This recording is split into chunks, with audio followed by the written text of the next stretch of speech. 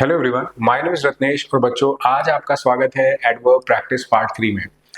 Part 3 जो हमारे पास remaining questions है बच्चों, उनको हम टारगेट करने की कोशिश करेंगे और कोशिश करेंगे कि यहाँ पर हम सारे वो क्वेश्चंस अपने कवर कर लें जो हमसे रह गए थे। पर क्वेश्चन को कवर करने से ज्यादा इंपॉर्टेंट है कि आपके पार्ट 1 और पार्ट 2 में कोई डाउट ना रह गया हो, है ना। पहली चीज, कोई डाउट ना रह गया हो बच्चों, क्लैरिटी आपको पूरी तरीके से आई होगी। जब आपने सारे क्वेश्चंस प्रैक्टिस किए होंगे तभी आप पार्ट 3 की तरफ बढ़ पाएंगे और तभी आपको समझ आएगा, रियलाइज होगा कि पार्ट 3 कितना इंपॉर्टेंट है और क्यों हमें पार्ट 3 तक करना चाहिए। पार्ट 1, पार्ट 2, पार्ट 3 पे आओगे जब आप क्वेश्चंस करने के लिए, तो आपको हर तरह के क्वेश्चन मिलेंगे। एडवर्ब का कॉन्सेप्ट वीडियो देखना मत भूलना, जैसा कि मैं हमेशा बोलता हूँ। अब आप देखेंगे यहाँ पर जो हमने क्वेश्चंस कर लिए उनको आगे बढ़ा देते हैं, ठीक है।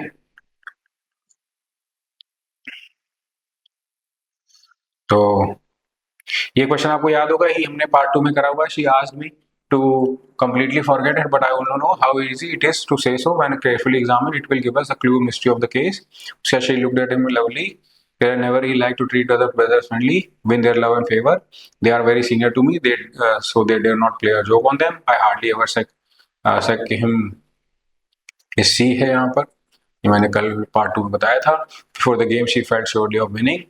I know that eventually he will succumb to me and confess that he's committed a crime. तो यहाँ से क्वेश्चन शुरू कर लेते हैं। आपके सामने देखते हैं कितने क्वेश्चन यहाँ पे हम कवर कर सकते हैं जो कि हमारे लिए इंपॉर्टेंट हो सकते हैं। तो सबसे पहले बच्चों यहाँ बात कर लेते हैं इस क्वेश्चन की। कह रहा है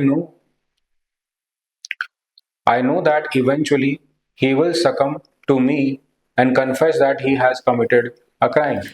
जैसे सकम वर्ड का मतलब होता है जब आप सरेंडर कर देते हो। हम लोग एग्जाम वगैरह या इंग्लिश में नॉर्मली देखोगे तो सकम टू डेथ लिखा हुआ आपको मिलेगा ज्यादातर बच्चों। सकम टू डेथ वर्ड का मतलब यही होता है कि जब आप सामने नतमस्तक हो जाते हो, हार मान लेना, है ना, हार मान लेना। और ये सेंस निकाला जाता है कि उसने सारा कुछ खत्म कर दिया, है ना। I know that eventually he will succumb to death and confess that he has committed a crime.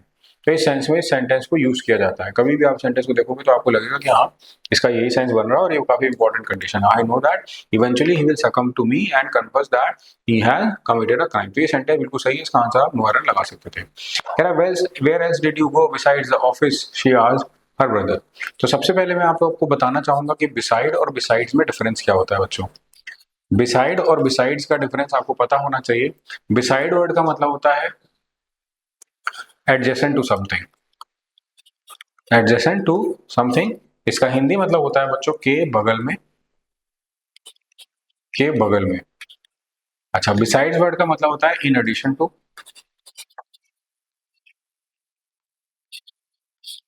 In addition to. अब जब इन दोनों वर्ड को आप कंपेयर करोगे तो आपको पता लगेगा कि इस सेंस में यूज हो रहा है, बट बड़े प्यारे वर्ड है। Where else did you go besides the office. तो बिसाइड्स वर्ड कहने के लिए इन एडिशन टू, इसको हिंदी में अगर पूछोगे तो इसका मतलब होता है बच्चों के अतिरिक्त, के अतिरिक्त। ठीक है, इसका मतलब होता है के अतिरिक्त। Where else did you go beside the office, इसका सेंटेंस बनेगा बिसाइड द ऑफिस। ठीक है। He said that examination was bad and added that he could not answer the questions enough. अब to pass it, इस question में अगर आप देखोगे he said that the examination was bad and added that he could not answer the questions enough to pass it. इस question में सबसे खास बात है कि he said that यहाँ पर आपका सिंपल पास्ट का पार्ट है। जागे लिखा है the examination was bad and added that। अब बैड का सेंस क्या आ रहा है? He said that the examination was bad and added that he could not answer questions enough to pass it. तो आपको याद रखना है इनफ वर्ड को हम दो तरह से यूज कर सकते हैं। आपको मैं अलग से यहाँ बता देता हूँ, उसको ध्यान से नोट करना। इनफ वर्ड को बच्चों हम दो तरीके से यूज कर सकते हैं। कैसे कैसे, ध्यान से समझते हैं। ठीक है, एक तो इनफ एडजेक्टिव होता है और एक इनफ एडवर्ब होता है। ठीक है। अब आता है क्वेश्चन कंडीशन का। अगर मान लो हमने कहना है कि सर इनफ एडजेक्टिव है तो क्या करें और एडवर्ब है तो क्या करें। अगर इनफ एडजेक्टिव है तो हमेशा नाउन के पहले यूज करें, हमेशा नाउन के पहले यूज करें इनफ एडजेक्टिव का। और अगर इनफ एडवर्ब है तो उसको हमेशा एडजेक्टिव के बाद में यूज करें। सर कैसे, थोड़ा सा बताना। जैसे मान लो बोला है I have questions enough to answer.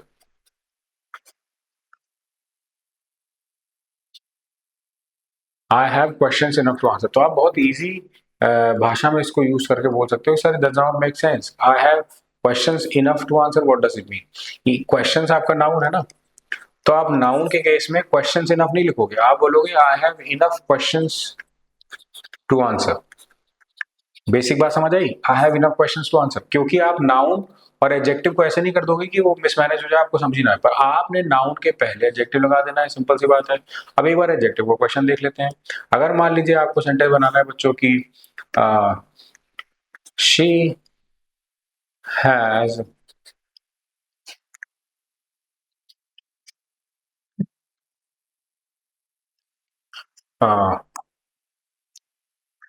She has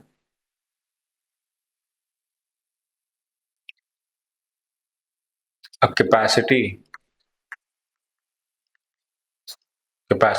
to be enough strong before her competitors. She has a capacity. She has a capacity to be enough strong before her competitors. तो आप बहुत आसानी तरीके से बोलना कि सर यहाँ पर आपने strong को यूज किया है, वो strong वर्ड यहाँ पर एडजेक्टिव है, और इसका मतलब है कि इनफ एडजेक्टिव के केस में तो हमेशा एडवर्ब ही होगा, दूसरा एडजेक्टिव तो होगा नहीं। तो अगर ऐसा होगा तो आप इसकी पोजीशन को इंटरचेंज कर लें। समझ आया कैसे? स्ट्रॉन्ग इनफ, इनफ स्ट्रॉन्ग लिखने के बजाय स्ट्रॉन्ग इनफ बोल दें अगर, तो आपका सेंटेंस करेक्ट मान लिया जाएगा। क्या बात समझ आ रही है? इनफ स्ट्रॉन्ग बोलने के बजाय स्ट्रॉन्ग इनफ बोल दें तो आपका सेंटेंस करेक्ट मान लिया जाएगा बच्चों, बहुत बेसिक है, बस आपको याद रहे। अगर आप भूल गए तो काम गड़बड़ है, याद रह गया तो काम आपका ठीक है, फिर कोई प्रॉब्लम नहीं आएगी आपको। ठीक है, क्लियर है? She has a capacity to be strong enough before her. तो इस क्वेश्चन में भी हमें यही करना था। हाँ, he said that examination was that bad and added that he could not answer enough questions to pass it. इसमें कौन सा वाला रूल लगाया सर आपने? इसमें पहले वाला, कि पहले एडजेक्टिव आ गया फिर उसके बाद नाउन आ गया, आपका क्वेश्चन करेक्ट हो गया। ओके, बेसिक चीज है, बेसिक तरीके से ही करना था सॉल्व। आगे, every member of the family is addicted to drinking and so Tom is. तो इस क्वेश्चन में अगर आप नोटिस करोगे लिखा है every member of the family is addicted to drinking. अगर आपको याद हो तो मैंने बताया था आपको कि जैसे एडिक्टेड टू है ना, अकस्टम्ड टू है,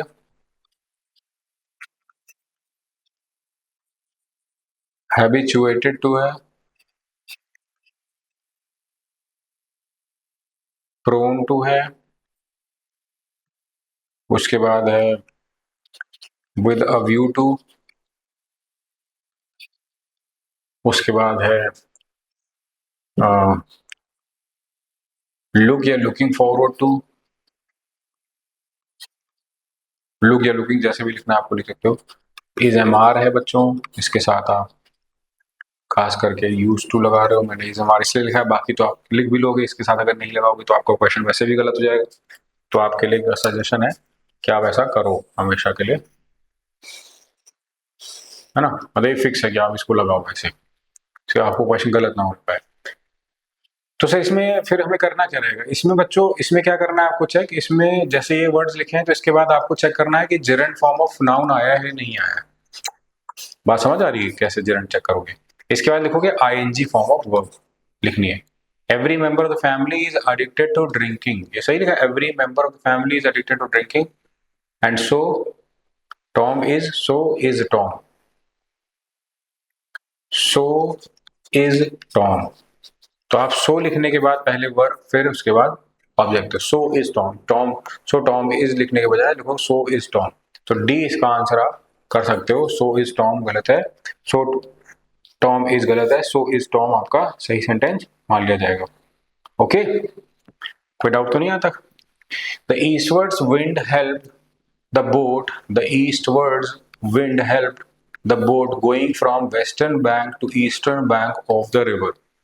अब इसका मीनिंग समझा देता हूं एक बार, तो आपके लिए तो इजी हो जाएगा, फिर तो कोई दिक्कत नहीं होगी। ठीक है, मैं आपको इजी से एकदम आसान सा मीनिंग बता देता हूँ। The eastward wind help the boat from the western bank to eastern bank. लिखा है eastwards winds, the eastwards winds helped the boat going from western bank to eastern bank of the river. Eastward winds helped the boat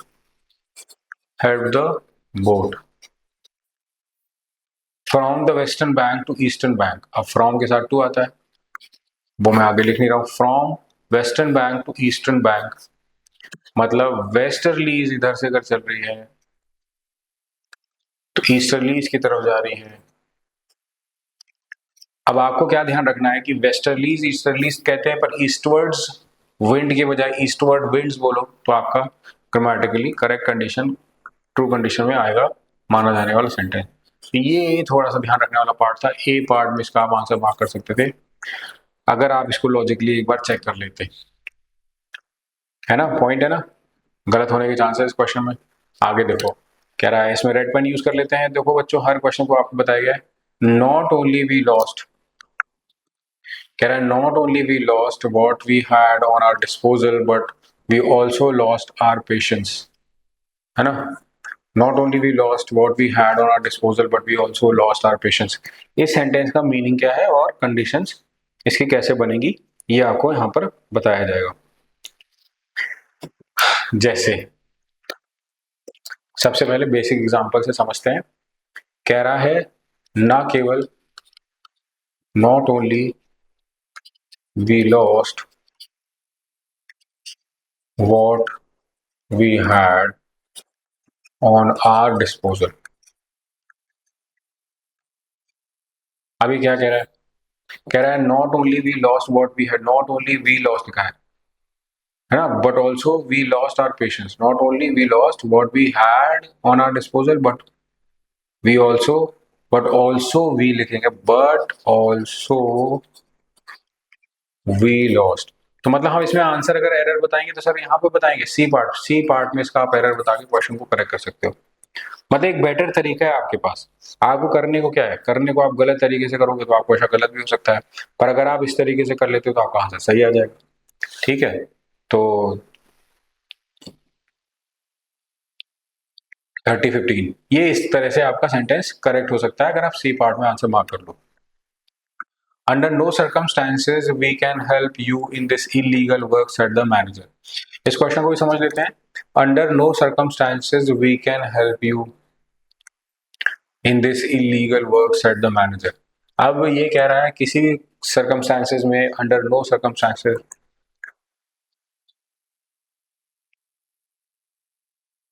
अब ये बच्चे पूछते हैं कि sir under any circumstances हो सकता है क्या, under any circumstances we can not बोलना पड़ता है उसमें, तो under no circumstances we can help you in this illegal work said the manager. सही है, फिर तो आप उसका आंसर कह सकते हो सही है। वैसे तो देख लो आप, इलीगल वर्क में कोई प्रॉब्लम नहीं है, अंडर नो सर्कमस्टांसेस में कोई problem no, under no circumstances किसी भी सिचुएशन में, किसी भी हालात में। इसका हिंदी मतलब है बच्चों किसी भी हालात में, किसी भी सिचुएशन में, वो ये सेंस बोल रहा है। ठीक है, किसी भी हालात में, किसी भी सिचुएशन में हम तुम्हारी हेल्प नहीं कर सकते, तो आप उसका आंसर नो एरर मार्क कर सकते थे। Under a tree was sitting the saint whom he had seen somewhere else। अब इस क्वेश्चन में अगर हम बात करें, कह रहा है under a tree was sitting, है ना, the saint whom he had seen somewhere else। अंडर अ ट्री was sitting the saint, sitting a saint, क्योंकि वरना आपको सेंटेंस बदलना पड़ेगा। Under a tree was sitting the saint that we had seen somewhere else. समझ आया। अच्छा, अगर आप बोल रहे हो द आर्टिकल लगाओगे तो स्पेसिफिक हो जाएगा, फिर ऐसे दैट वी हैड तो बेटर है कि under a tree sitting was sitting a saint whom we had seen somewhere else, जिसको हमने कहीं और देखा था। तो सर ये है तो वही द सेंट ही होना चाहिए, फिर द सेंट होना चाहिए, इसका मतलब बदलना पड़ेगा। आंसर किस मार्क करोगे, सी। अच्छा, मतलब ए में आंसर मार्क नहीं करना है ना, ए में आंसर नहीं मार्क करना है, आपका आंसर गलत आ जाएगा, फिर इसका सेंस भी नहीं बनेगा। I do not like such nasty things, nor he does, nor does he, nor does he। अच्छा, ये जो क्वेश्चन है डज पहले आ गया और वर्ब सब्जेक्ट बाद में आ गया, ये सेम क्वेश्चन है सो इज टॉम, ये वाला। So Tom is, so is Tom. Every member of the family is addicted to drinking and so Tom is, so is Tom's का सेंटेंस बन जाएगा। बात समझ आ गई? ऐसे क्वेश्चन देखने को समझ आओगे, ठीक है। मतलब मैं चाहता हूँ डाउट ना है आपको, क्या आप क्वेश्चन देखो फिर ये ना सोचो कि क्या है। तो देखो एडवर्ब में जो भी क्वेश्चन, थैंक यू कितना स्वीट है ये, है ना। तो ये थैंक यू भी आपको इसीलिए बोला जा रहा है कि भाई आपको आसान तरीके से बताया गया है और आसानी से आपने समझ भी लिया, which is good. In future कभी भी आप इस तरह के क्वेश्चन करते हो तो आपको ये प्रॉब्लम ना आए। बच्चों देखो एडवर्ब का ये पार्ट एक बहुत ज्यादा इंपॉर्टेंट पार्ट है। ये छोटा सा पार्ट था पार्ट 3 में, जो रिमेनिंग क्वेश्चंस थे मुझे आपको सारे कराने थे, मैंने करा दिए। अब आपकी जिम्मेदारी बनती है कि आप इसको कैसे रिवाइज करते हो, कौन सा वीडियो देखते हो अच्छे से, उसके बाद आप पार्ट 1 पार्ट 2 कंप्लीट करने के बाद ही पार्ट 3 में आना, वरना आपको मन में डाउट रह जाएंगे, फिर आपके क्वेश्चंस भी सही नहीं हो सक पाएंगे, मतलब आपको थोड़ी प्रॉब्लम आ सकती है, जो कि मैं नहीं चाहूंगा। मैं चाहूंगा आपको सारे डाउट्स क्लियर हो, अच्छे से आप क्वेश्चन को सॉल्व कर पाओ, ठीक है। Thank you so much for watching, bye bye, take care.